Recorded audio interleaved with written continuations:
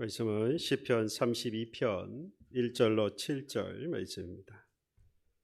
허물에 사함을 받고 자신의 죄가 가려진 자는 복이 있도다. 마음에 간사함이 없고 여호와께 정죄를 당하지 아니하는 자는 복이 있도다.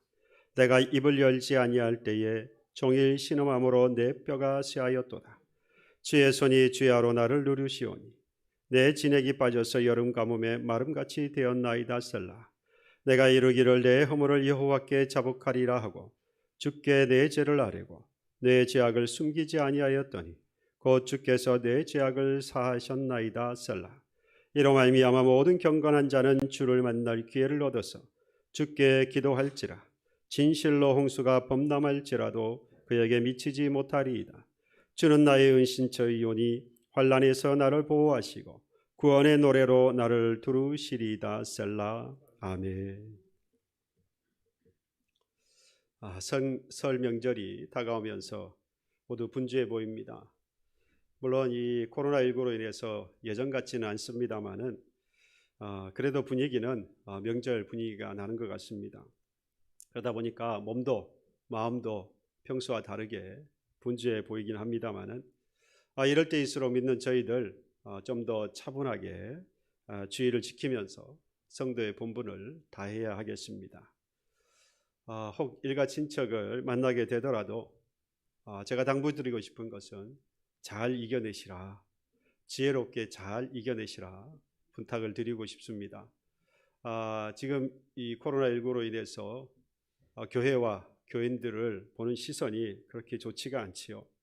그래서 아마 일가 친척을 만나게 되면 마치 벼른 듯이 교인들이 아닌 분들은 여러 가지 마음을 상하게 하는 말들을 할 수가 있습니다. 기죽을 필요는 없습니다만 그렇다고 그들과 맞서서 말다툼을 할 이유는 없겠습니다. 득될 게 하나도 없지요. 그러니까 설 명절 하나님의 은혜 가운데 잘 보낼 수 있도록, 그리고 일가 친척을 만났을 때에도 하나님의 은혜 가운데 서로 기쁨과 사랑만 나눌 수 있도록 미리 여러분들 기도하시기를 바랍니다. 그래서 지혜롭게 보낼 수 있는, 그리고 은혜와 사랑이 충만한 그런 명절 되시기를 바랍니다. 제가 오늘 말씀을 준비하면서 특별히 설 명절이다 보니까 몇 가지 이렇게 재밌는 내용들을 보게 됐는데, 혹시 여러분들 아십니까? 인류 역사를 통틀어서 가장 행복한 여자가 누구인지, 며느리들이 뽑은 인류 역사를 통틀어서 가장 행복한 여자 혹시 아십니까? 하와라고 합니다. 하와. 이유는 시어머니가 없어서. 하와는 시어머니가 없다는 거죠. 시어머니가 있는 며느리들은 이유는 저는 모르겠어요. 제가 시어머니가 없어서 머리로는 이해가 좀 되는데 가슴으로는 좀 안타까운 마음이 있어요. 도대체 며느리와 시어머니의 관계가 어떤 관계이길래 하와가 인류 역사를 통틀어서 시어머니가 없어서 가장 행복한 사람이라고 며느리들이 통계를 냈을까? 물론 이건 재밌으라고 하는 이야기였습니다. 제 생각에는 하와에게 시어머니 있습니다. 하나님이 시어머니예요. 그렇지 않을까요? 그러니까 사실 하와가 어떻게 보면 가장 힘든 인생을 산 그런 사람이 아닐까. 제가 이 말씀을 드리는 것은 더 이상 언급은 하지 않겠습니다. 언급해봐야 시어머니에게도 며느리에게도 좋은 소리 못 들을 것 같아서, 점수만 잃지 더 점수 얻을 일이 없을 것 같아서 더 이상 언급은 하지 않겠습니다만, 아무쪼록 어찌되었든 함께 모였을 때에 시어머니가 되었든 며느리가 되었든 함께 모여서 지혜롭게 사랑과 기쁨을 나눌 수 있는 그런 명절이 되기를 바라고, 모두가 다 행복할 수 있는 그러한 명절이 되시기를 바랍니다. 오늘 제가 행복의 시작이라는 제목으로 말씀을 드리려고 합니다. 주제는 역시 행복입니다. 2012년 3월 15일부터 유엔에서 정한 날이 있습니다. 그래서 매년 3월 15일이 되면 세계 행복의 날. 그래서 2012년부터 시작해서 올해 한 10여 년 지났지요. 그래서 유엔 산하의 이 기구가 하나 있는데 SDSN이라고, 그걸 이제 우리말로 번역을 해보니까 이 기구 이름이 지속 가능 발전 해법 네트워크, 무슨 말인지 잘 모르겠어요. 여하튼 유엔 산하 이 기구에서 세계 행복 보고서라고 하는 보고서를 매년 3월 20일입니다. 3월 20일에 내게 됩니다. 보고서를 내는데 각 나라마다 어떤 나라가 가장 행복한지 순위를 이렇게 쭉 매겼습니다. 우리나라 같은 경우는 2015년부터 시작해서 2015년에 47위가 제일 높았고요. 그때부터 시작해서 매년 조금씩 내려가다가 작년 같은 경우에 62위가 되었습니다. 우리나라보다 재밌는 건 앞서서 필리핀이라든지 태국 같은 나라들은 우리보다 더 행복지수가 높아서 행복한 나라로 우리보다 더 앞서 있어요. 더 재밌는 건 우리가 62위인데 63위에 일본이 있어요. 그러니까 경제적으로 보면 우리보다 훨씬 더 앞서 있는 나라가 우리보다 뒤에 있기도 하고, 경제적으로 우리보다 못한 것 같은데 못한데 우리보다 더 앞서 있는 그런 나라도 있습니다. 물론 1위는 거의 대부분 1위부터 해서 10위까지 상위권에는 거의 북유럽이 차지를 하고 있습니다. 핀란드가 1위고 그 다음에 뭐 네덜란드, 덴마크, 스위스, 스웨덴 뭐 이런 나라들, 그래서 북유럽의 노르웨이 뭐 이런 나라들이, 북유럽에 있는 나라들이 상위권을 차지하고 있습니다. 계속해서 그렇게 차지하고 있더라고요. 제 기억으로는 제가 어렸을 때 우리나라도 잘 살아보세요 운동을 하면서 경제개발 5개년 뭐 이렇게 해서 계속해서 많이 발전을 해 왔습니다. 그래서 경제대국으로 성장해 오면서 OECD 국가로 가입도 되었고, 얼마 전에 보니까 뉴스에 G7에서 우리나라를 초청을 한, 그래서 국격이 많이 올라갔다라고 할 만큼 또 세계적으로 영향력이 있는 그런 나라로 성장한 것이 분명한 사실로 보입니다. 그럼에도 불구하고 이 사실을 접하면서도 사실은 수치적으로는 그런데 심적으로는 좀 불편한 마음이 있었어요. 그 정도의 경제적인 성장을 이루었다면 거기에 발맞추어서 살아가는 우리의 심적인 삶도, 우리의 정신적인 삶도 거기에 준할 만큼 그렇게 되었으면 좋겠는데 그렇지 않는 게 아닌가라고 하는 마음 때문에 좀 불편한 마음이 있었습니다. 매일 출근하는 직장인들을 이렇게 보면 그 발걸음이 경쾌하지가 못해요. 아침마다 무거운 발걸음으로 출근을 하고, 학생들도 학교를 가면서 학생의 본분이 공부인데 그러면 공부하는 것이 즐겁고 좋아야 할 텐데 이 학생들에게 이 공부는 재미와 즐거움 그런 유희가 아니라 앞으로 성적을 더 올려야 하고 심지어 나아가서는 인생을 앞으로 어떻게 살 것인가를 설계도 해야 하는 그러한 위치가 학생이다 보니까, 또 그것들을 사회와 부모들이 요구하다 보니까 정말 힘든 그런 학창 시절을 보내고 있다라는 겁니다. 사실 그 학생 때에 공부하면서 그 공부 안에서의 재미와 또 그 재미로 인해서 더 많은 것들을 하고 싶어하는 마음들이 생겨야 하는데, 이 학생들을 이렇게 저도 그랬고 우리 지금 자라나고 있는 우리 학생들을 보면 그러지 못하는 것 같은 참 안타까운 마음이 있습니다.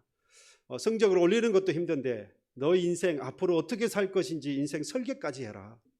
지금 다 성장한 어른인 우리들도 앞으로의 남은 제2, 제3의 인생을 설계해보라 그러면 참 막막한데, 공부를 하고 있는 학생들에게 내 미래를 설계해라 그러니 얼마나 스트레스가 쌓이겠어요. 가능하다면 그러한 것들은 좀 자제할 필요가 있지 않을까, 그들을 위하여서 말이죠. 또 한편 요즘 신조어로 영끌이다 또는 비투다 하는 말이 유행을 하고 있죠. 영혼까지 끌어모아서 집을 사고 빚을 내서라도 투자를 하겠다라는 이야기입니다. 너무 극단적이어 보이고 너무 무모해 보입니다. 그럴 수밖에 없는 사회적 환경을 경험하고 있기 때문이겠죠. 근데 제 생각에는 이들이 이렇게 하는 것이 그저 부자가 되고 싶어서 그러는 것은 아니라는 생각이 듭니다. 부자가 되고 싶어서라기보다는 불안감 때문에, 불안하기 때문에 이렇게라도 하려고 한다는 것이죠. 집을 사기 위해서, 앞으로 내가 집을 살 수 없을, 시간이 지날수록 집을 살 수 없을 것이라고 하는 그런 막연한 두려움이 있으니까, 불안한 마음이 있으니까 지금이라도 빨리 영혼을 끌어모아서 할 수만 있다면 다 끌어모아서라도 집을 사겠다. 불안감 때문이겠지요. 또 나아가서 빚을 내서라도 투자를 하겠다고 하는 건 결국 앞으로 내가 더 나은 삶을 위해서는 지금 빚을 내는 것이, 빚을 내서라도 재산을 쌓는 것이 필요하겠다. 무모하고 극단적으로 보입니다마는 그 불안한 마음이 어디까지 이길래 이런 일을 하고 있을까 안타까운 마음이 큽니다. 결국에는 부자이기보다는 불안한 마음을 해소하기 위해서 결국 미래에 대한 불안감 때문에 이러한 일을 하고 있는 것을 보면서 결국 이들은 또는 우리는 이 불안한 미래에 대해서 보장을 받기 위해서 이러한 일을 하고 있다면 결국 우리는 행복하려고 하고 있다라는 것이죠. 사람들은 다 행복하기를 원한다는 것입니다. 이렇게 무모하고 극단적인 일들을 벌여서라도 무엇을 얻기 위한다는 겁니까? 행복을 얻기를 원한다는 것이죠. 행복하고 싶어하는 마음에 이러한 일들을 하고 있는 것을 보면서 행복이 얼마나 중요한 것인가를, 인생에 있어서 행복이라고 하는 것이 얼마나 중요한 것인가를 다시 한번 생각해 보게 됩니다. 그러면서 생각한 것은 이렇게 무모하고 극단적으로라도 행복하려고 하고 있다면 지금 어떠해야 하겠습니까? 행복해야 하지 않겠어요? 이렇게 가지고 힘썼으면 물어볼 때에 당신 이제 행복합니까? 라고 물어봤을 때에는 그래요, 어느 정도 내가 좀 행복한 것 같아요. 이 정도까지 내가 하니까 여기에 발 맞춰서 그만큼 나도 행복합니다 라고 말할 수 있어야겠는데, 당신 행복합니까? 라고 물어봤을 때 선뜻 난 정말 행복한 사람입니다 라고 말하는 사람이 그렇게 많지 않다는 겁니다. 또 사람들은 행복해지려고 여러 가지 조건이 필요하다고 또 생각을 합니다. 그러다 보니까 선뜻 내가 행복합니다 라고 말하지 못하는 것이겠지요. 그런데 이렇게 여러 가지 조건이 있다고 하지만 결국 따지고 가보면 결론은 하나입니다. 매사에 최선을 다하고 열심히 준비를 해서 뭘 얻으려고 하는 겁니까? 부를 얻으려고 하는 거죠. 그 부를 얻기만 하면 거기에 명예도 권세도 따라오고 이후에는 자연스럽게 내가 행복해질 것이라고 하는 막연한 기대가 있는 겁니다. 그러니까 어떻게 해서든지 부자가 되려고 하는 것이죠. 통계를 보면 10명 중에 8명은 부자가 되는 것이 인생에 있어서 가장 중요하다. 그러니까 인생에 있어서 가장 중요한 것이 행복해지려고 하는 것이다 라고 했을 때에 10명 중에 8명은 그러기 위해서는 부자가 되어야 한다라고 말한다는 것이죠.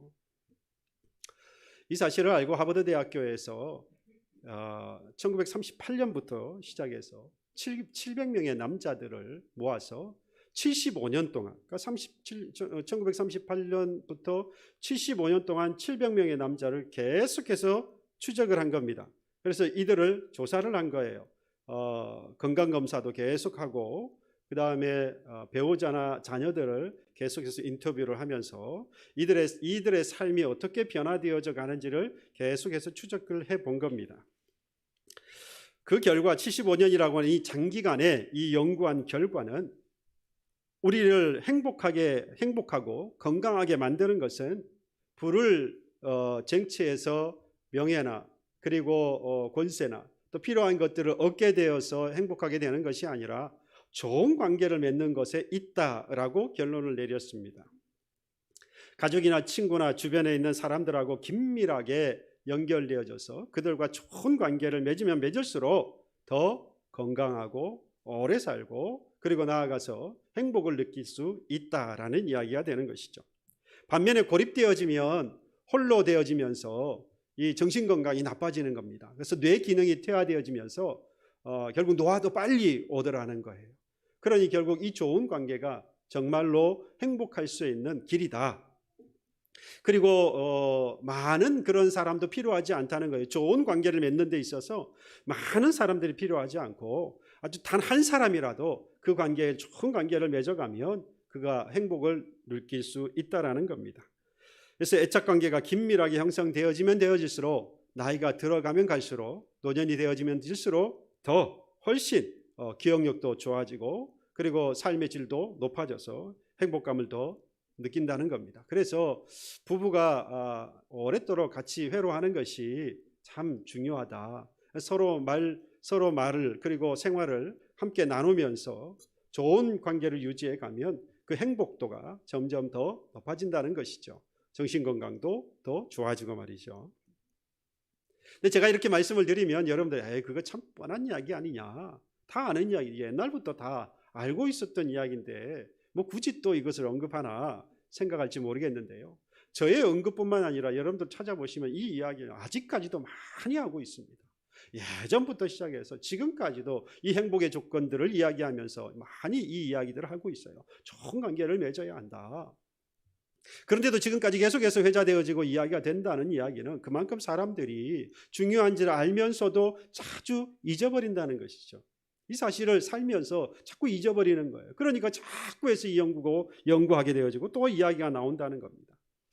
이 하버드 대학교에서 마지막 연구의 결론으로 이렇게 이야기를 했어요. 인생은 짧기 때문에 다투고 사과하고 가슴앓이를 하고 해명할 시간이 없다.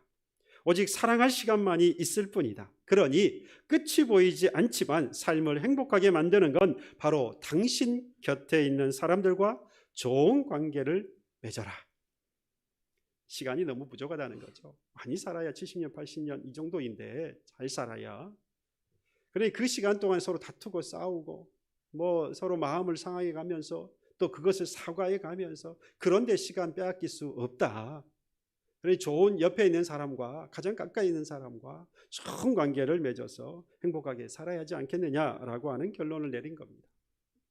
제가 이 결론을 보면서 그래 맞다. 좋은 관계가 필요하다. 그래야 삶의 질이 높아지고 정신 건강도 하고 행복해질 수 있다. 그런데 너무 부족해 보여요. 사람들과의 좋은 관계가 부와 명예보다는 분명히 행복을 위한 조건은 맞습니다만은 그것만으로 부족하다는 거죠. 사람들과의 관계, 이 좋은 관계만이 정말로 행복을 만들어내는 길이라고 한다면 여러분 정말로 사람들과의 좋은 관계를 맺고 계시는 분이 있을 거예요. 친밀한 관계를 맺고 있어서 행복도가 늘어나는 사람도 분명히 있을 겁니다. 그런데 그 사람에게 당신 정말로 모든 면에서 행복합니까? 라고 물어봤을 때에 선뜻 그렇게 나 정말로 행복해요 라고 말할 수 있는 사람이 별로 없어요. 살아가면서 행복하기 위해서 다른 사람들과 좋은 관계를 맺고 있음에도 불구하고 많은 사람들이 나는 정말로 행복합니다 라고 말할 수 없는 이유가 무엇이겠냐는 거죠. 오늘 본문의 저자인 시인 다윗은 자신이 살았던 인생을 돌아보면서 뭐라고 이야기하느냐. 오늘 시편 32편을 보면 딱 한마디로 나는 행복한 사람입니다 라고 고백하고 있어요. 우리는 열심히 살면서 행복하려고 열심히 살면서도 당신 행복합니까? 라고 물어봤을 때 나 정말 행복한 사람이에요 라고 대답하기가 어려운데 오늘 이 시인 다윗은 자기의 인생을 돌아보면서 나는 정말로 행복한 사람입니다 라고 만대에 이르는 사람들에게 지금 말하고 있다 이 말이지요.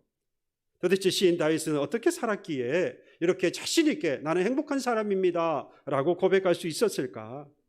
다윗을 통해서 그 행복의 조건을 한번 찾아보려고 합니다. 먼저 다윗이 어떤 사람이었냐? 여러분 다윗을 한마디로 정의를 한다면 하나님 마음에 맞는 사람이었습니다.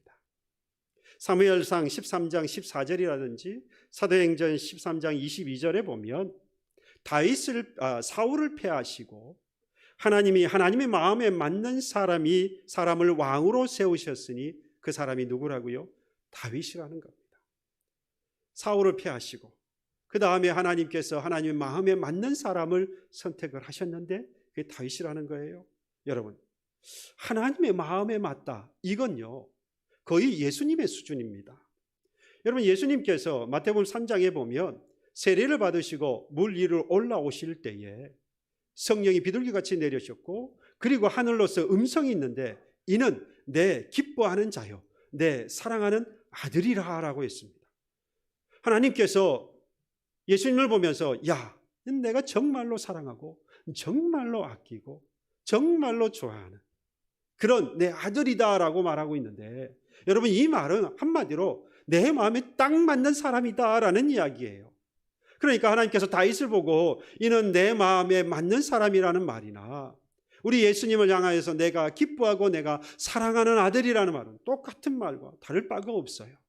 그만큼 다윗은 어떠한 사람이었다는 겁니까? 모두가 부러워할 만큼 하나님의 마음에 딱 맞는 사람.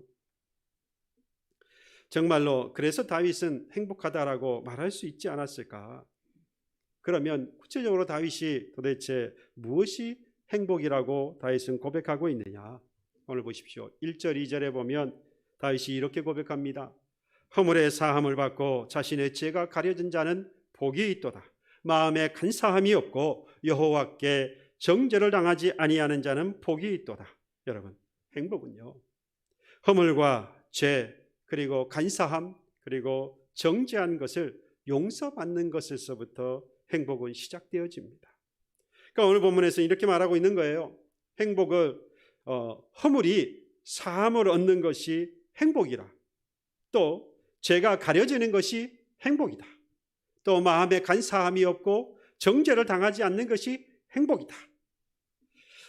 오늘 본문이 시편 32편은 여러분 그 배경이 우리가 생각하는 그런 배경이 아니에요. 그러니까 이 다윗이 야, 나 정말로 행복해라고 말할 만큼 어떤 그런 배경을 갖고 있는 게 아니에요. 지금 이 다윗이 청한 시편 32편을 기록하고 있는 그 바탕의 배경은 사무엘하 11장 12장의 내용입니다. 바로 우리아와 밧세바 사건이에요. 그러니까 밧세바를 데려다가 취하고 하나님께 범죄를 하지요. 이 죄를 숨기기 위해서 그의 남편이었던 우리아를 최전방에 보내어서 죽게 합니다. 이 사실을 나단 선지자가 알았지요. 이 사실을 안 나단 선지자가 하나의 비유를 이야기합니다. 왕이시여, 한 부자가 있는데 이 부자는 많은 양과 많은 것을 가지고 있는 사람입니다. 그런데 당신의 친구가 찾아와서 그를 대접해야 되어서 자기 것을 그런데 잡지 않고 가난한 사람, 이 가난한 사람 암양 새끼 하나밖에 없는 그런 가난한 사람인데 그 사람의 암양 새끼를 가져다가 잡아서 자기의 친구를 대접했습니다. 이 말을 듣고 다윗이 노를 발했습니다.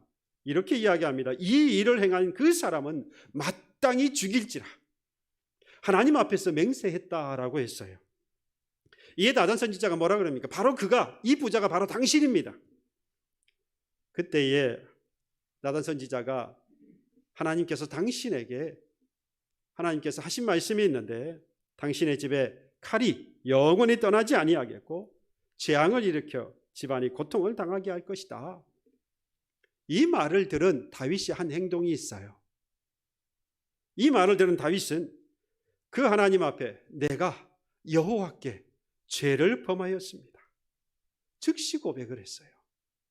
숨기거나 주저하지 않고 즉시 자신의 죄를 하나님 앞에 내어놓고 고백을 합니다. 내가 여호와께 죄를 범하였습니다. 다윗이 이렇게 즉시 죄를 고백할 수 있었던 것은 여러분, 지금까지 있었던 이 우리아와 밧세바 사건을 통해서 이 다윗이 경험한 게 있었기 때문이에요. 나단 선지자를 통하여서 그 죄가 드러났을 때에 그가 즉시로 하나님 앞에 내가 죄를 범하였습니다라고 고백할 수 있었던 이유가 뭐였느냐? 바로 3절 4절을 경험했기 때문이에요. 3절 4절이 이렇게 말씀하죠. 종일 신음하고 마음은 마치 뼈가 쇠하고 그리고 진액이 빠져서 여름 가뭄에 마르는 것 같은 그런 경험을 한 거예요. 그러니까 다윗이 우리아와 밧세바 사건을 경험하면 우리아와 밧세바 사건을 지나면서 그냥 편안하게 살았던 게 아니에요. 겉으로 볼 때는 그냥 왕이니까 그렇게 원하는 대로 살아가는 것처럼 보였을지 모르지만 그의 마음은 어땠다는 겁니까? 지옥을 사는 것 같은 거예요. 그의 뼈가 쇠하고 그의 진액이 빠져서 마른 날에 여름 가뭄에 그 눈이 쫙쫙 갈라지는 것 같은 그런 고통을 그가 경험하고 있었던 것입니다. 그러니까 여러분 하나님께 그 죄가 드러났을 때에 그 고통 가운데 있었기 때문에 내가 하나님께 죄를 범했다라고 즉시로 고백할 수 있었던 거예요. 어느 때에 우리가 종일 신음하면서 뼈가 쇠하고 진액이 빠져서 여름 가뭄에 말라 비틀어진 것과 같은 그런 고통을 경험할 수 있겠습니까? 대충 생각해 보면 건강을 갑작스럽게 잃어버렸거나 그래서 언제 죽을지 모르는 세상을 떠날지 모르는 상황을 만났다거나 또는 지금까지 쌓아왔던 부와 명예를 한꺼번에 다 잃어버려서 더 이상 살 소망이 없는 것처럼 느껴질 때나, 또는 배우자나 자녀들을 먼저 떠나보내야 했을 때, 이 정도 되어지면 정말로 신음하게 되어지고 뼈가 마르는 것, 뼈가 쇠하고, 그리고 여름 가뭄에 이 마르는 것 같은 그런 심정일 거라고 생각은 할 수 있겠습니다. 그 정도는 되면. 그런데 여러분, 그 정도가 아니에요. 그것보다 지금 제가 말씀드린 이런 사례들보다도 훨씬 더 심한 상실감에 빠져서 정말 죽을 것 같은 것이 아니라 죽은 것 같은 그러한 경험을 하게 되는 게 있는데, 바로 그게 영혼의 상실감입니다. 내 영혼이 없는 것 같다는 거죠. 영혼이 다 잃어버린 것 같은 거예요. 그러니까 이 영혼이 어떻게 되었다는 겁니까? 내 영혼이 마치 뼈가 마르는 것 같고 쇠하는 것 같고, 여름 가뭄에 내 영혼이 쫙쫙 갈라지는 것 같은 그런 고통을 느낄 때에, 여러분, 그럴 때가 여러분 언제일 것 같습니까? 바로 그것이 하나님과의 관계가 깨어질 때입니다. 하나님과의 좋은 관계가 깨어질 때에 사람은 영혼의 상실감을 느낍니다. 앞에도 말씀을 드린 대로 사람이 행복하기 위해서는 좋은 관계를 맺어야 한다고 했지요. 사람과 사람과의 좋은 관계를 맺을 때에 사람이 행복을 느낀다고 했습니다. 그런데 여러분, 그걸로 제가 부족하다고 했지요. 그런 사람들에게도 당신 행복합니까? 라고 묻는다면 주저할 수밖에 없었던 이유가 뭐냐? 그의 영혼이 하나님과 좋은 관계를 맺고 있지 못할 때인 겁니다. 그래서 그 영혼이 상실감을 느낄 때, 그의 영혼이 말라버리고 그의 영혼이 진액이 빠져서 쇠해버리는, 말라버리는 것을, 그런 고통을 느끼고 있을 때 여러분, 행복할 수가 없는 거예요. 여러분, 사람들과 아무리 좋은 관계를 유지하고 있다고 할지라도 그의 하나님과의 관계가 깨어져서 그의 영혼이 상실감을 느끼고 있다면, 여러분, 이 사람은 아무리 사람들과 좋은 관계를 맺고 있어도 이 사람은 불행한 사람입니다. 즉시로 내가 행복한 사람이라고 고백할 수 없어요. 이 영혼의 상실감은 결국 하나님과의 좋은 관계를 유지하지 못할 때 나타나는 겁니다. 그러면 여러분, 하나님과의 좋은 관계가 깨어지는 것은 무엇 때문이겠습니까? 잘 아셔요. 죄 때문이지요. 하나님은 거룩하시고 하나님은 선하신 분이기 때문에 죄와 함께 하실 수 없습니다. 그래서 죄가 있을 때에는 하나님과의 좋은 관계가 깨어질 수밖에 없어요. 그러면 우리의 영혼이 상실감을 느끼고 우리는 결코 행복할 수 없는 것이죠. 그러니 행복하려면 여러분 어떻게 해야겠습니까? 오늘 1, 2절에 말씀하고 있는 것처럼 허물과 죄와 간사함과 이 정죄가 없어야 하는 것이죠. 허물과 죄와 간사함과 그리고 정죄라고 하는 것은 여러분 모두가 다 우리가 평소에 이야기하는 것처럼 죄라고 이야기합니다. 근데 약간의 차이가 있어요. 여기서 말하는 허물이라고 하는 것은 하지 말아야 하는 것을 하는 겁니다. 원어적으로 보면 그렇다는 거예요. 근데 사람의 습성이 자꾸 하지 말라고 하면 어떻게 합니까? 자꾸 하려고 하지요. 또 하라고 하는 건 또 하기 싫어해요. 이게 바로 또 죄라고 하는 겁니다. 그러니까 허물은 하지 말라고 하는데 하는 것이고, 죄라고 하는 것은 해야 하는데 하지 않는 거예요. 그러니까 약간의 차이가 있습니다. 어쨌든 그건 다 죄가 되는 것이죠. 간사함이라고 하는 건 우리가 아는 것처럼 겉과 속이 다른 겁니다. 위선과 그리고 외식 같은 것을 이야기하죠. 마음이 담겨 있지 않은 종교 행위 같은 거지요. 바리새인과 서기관들이 그래서 예수님께 화이스진저 하면서 그들이 책망을 받지 않습니까? 여러분, 우리가 위선에 빠졌다 또는 외식하는 자다라고만 하면 좀 추상적이어서 좀 뭐 그렇게 대단하게 받아들이지 않을지도 모르겠는데, 만약에 저와 여러분들이 하나님 앞에 나와서 형태를 갖추고 형식을 갖추어서 하나님 앞에 예배하고 있지만 그 안에다가 마음을 담지 못하고 있을 때에 뭐라고 이야기한다는 겁니까? 간사하다고 이야기한다 이 말이에요. 그럴 때 여러분들 뭐라고 생각하십니까? 자기가 뭔데 나한테 이런 말을 해? 할 만큼 간사하다고 단어는 정말 우리에게 치명적인 단어가 아닐 수 없습니다. 뿐만 아니라 정죄라고 하는 것은 옳은 것을 구부러뜨리는 것, 비틀어버리는 것을 이야기합니다. 여러분, 바로 이 허물과 이런 죄와 간사함과 정죄, 이것이 없어야 하나님과 좋은 관계가 되어져서 행복한 사람일 수 있는데, 여러분, 이 세상에 허물과 죄와 간사함과 정죄가 없는 사람이 있습니까? 세상에 그런 사람은 단 한 사람도 없습니다. 로마서 3장 15절, 10절, 12절에 이미 말씀했어요. 의인은 없나니 하나도 없다. 깨닫는 자도 없고 하나님을 찾는 자도 없고 무익하고 선을 행하는 자도 없다. 의인은 하나도 없다는 거예요. 주님께서 가늠한 여인을 데리고 온 바리새인, 서기관, 그리고 많은 사람들 앞에 말씀했습니다. 너희 중에 죄 없는 자가 먼저 돌로 치라. 이 말을 들었을 때에 많은 사람들이 돌아갔고 심지어 바리새인, 서기관도 돌아갔다라고 했습니다. 세상에는 아무도 의인이라고 말할 수 있는 사람이 없다 이거죠. 모두가 다 죄인이라는 것입니다. 이 죄인인 이상 우리는 그 하나님의 관계가 깨어져, 좋은 관계가 깨어져서 우리가 행복할 수 없는데, 그러면 그 행복할 수 없는 것을 그쳐야 되느냐? 그렇지 않지요. 행복할 수 있는 길은 오직 그 허물과 죄가, 간사함과 정죄가 없어야 하는데, 오늘 이 1절 2절에 뭐라고 말했습니까? 그래서 허물에 뭐를 받고요? 사함을 받고, 그리고 죄가 가려지고 마음에 간사함이 없고 정죄를 당하지 않으면 되는 거 아니겠어요? 그런 겁니다. 그 길이 뭡니까? 그러니까 이 허물이 사함을 받고 죄가 가려지고 간사함이 없고 정죄를 당하지 않는 길이 무엇이겠냐 이거예요. 그게 바로 다윗이 했던 거예요. 바로 고백한 겁니다. 고백한 것.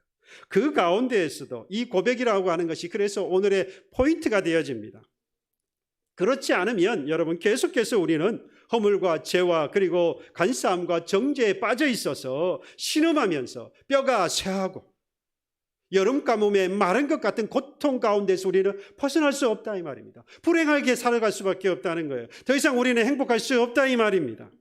그러나 그 죄를 하나님께 가지고 나아가서 뭐 하면 됩니까? 고백하면 되는 거예요. 그러면 회복된다라는 것입니다. 이건 여러분 하나님께서 우리에게 고백할 것을 말씀할 뿐만 아니라 이와 같이 고백했을 때에 즉시로 하나님께서 용서해 주시겠다라고 우리에게 약속하고 있습니다. 하나님과의 관계가 회복이 되면서 신음이 무엇으로 바뀌겠습니까? 이제 기쁨과 웃음으로 바뀌어지는 겁니다.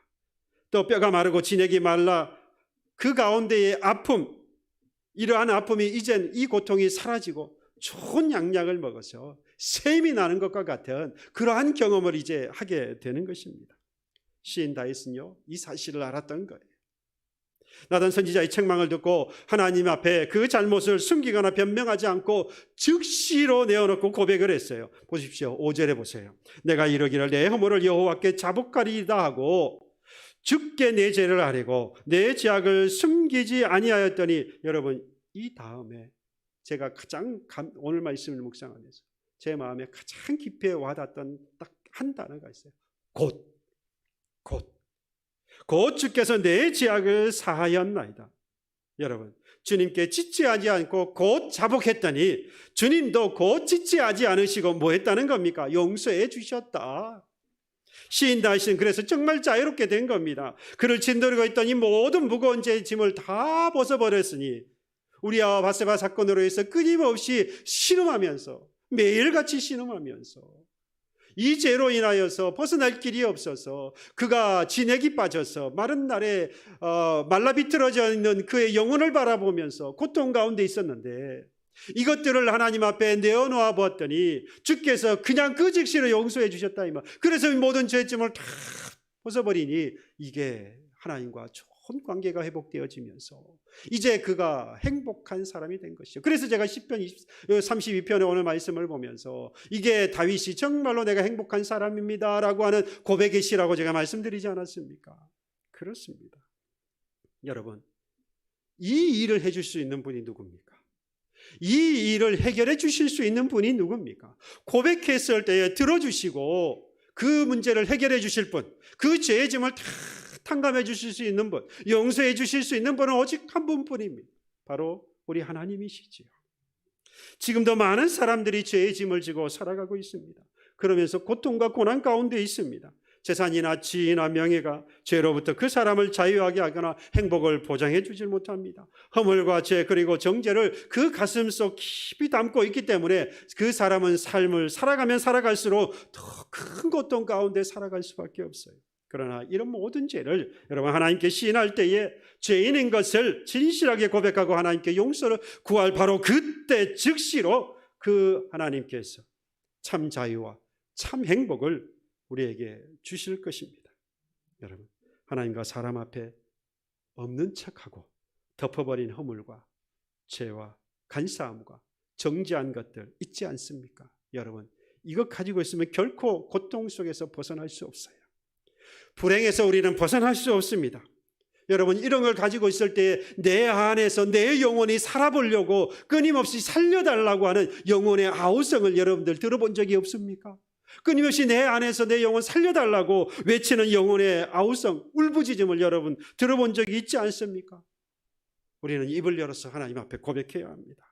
그렇지 않으면 계속해서 뼈가 마르고 진액이 빠져서 여름 가뭄의 마름과 같은 그런 고통, 여러분 이런 고통에 있어서 어떻게 행복을 누릴 수 있겠어요? 5절에 다시 한번 행복한 사람으로 돌아가는 길을 한번 보십시오. 내 허물을 뭐하고요? 자복하고 내 죄를 정확하게 아뢰고 내 죄악을 숨기지 아니하니 내 죄가 사함을 받아 무엇이 시작되었습니까? 불행이 끝나고 행복이 시작되었다 이 말입니다. 오늘 우리가 주의 사랑과 보혈을 의지하여 주님의 보혈을 의지하여서 죄를 고백할 때에 우리 주님은 우리 죄를 즉시로 사해 주십니다. 그래서 이렇게 말씀했어요. 동이 서에서 먼 것과 같이 내 죄를 옮기리라. 내 죄를 기억도 하지 아니하시리라.